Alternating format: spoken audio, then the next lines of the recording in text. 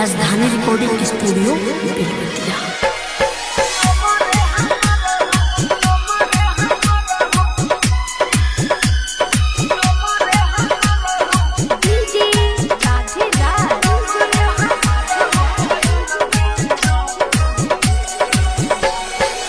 जाता न ससुरा न रोई हो बात करी न कहूँ। जाता न ससुरा न रोई हो बात करी न कहूँ। फोन तू करी हो नंबर हमारा पहिला के रही हो। जाता न ससुरा न रोई हो बात करी न कहूँ।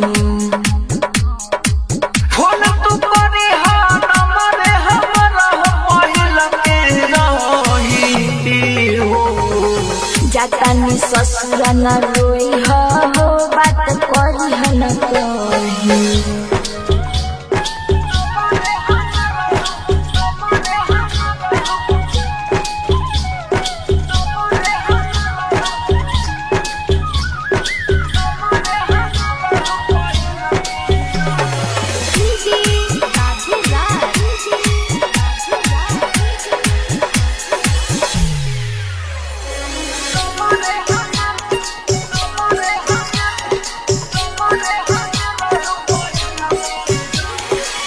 जैसे घर से बाहरा जाई है रहे मकिया के पहरा पर। जैसे घर से बाहरा जाई है रहे मकिया के पहरा पर।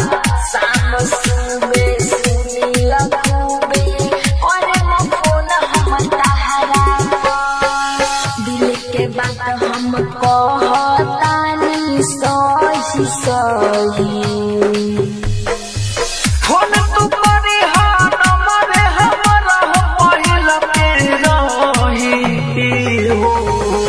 जाता नी ससुरा न रोई हो बात करी न कहूँ।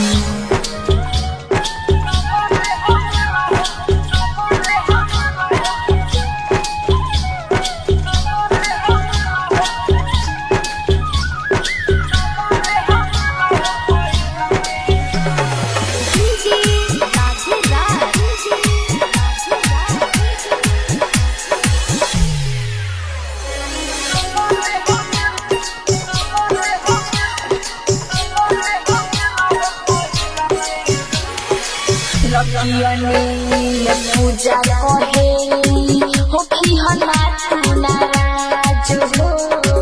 लकियनी पूजा कहेली हो कि तू नाराज हो।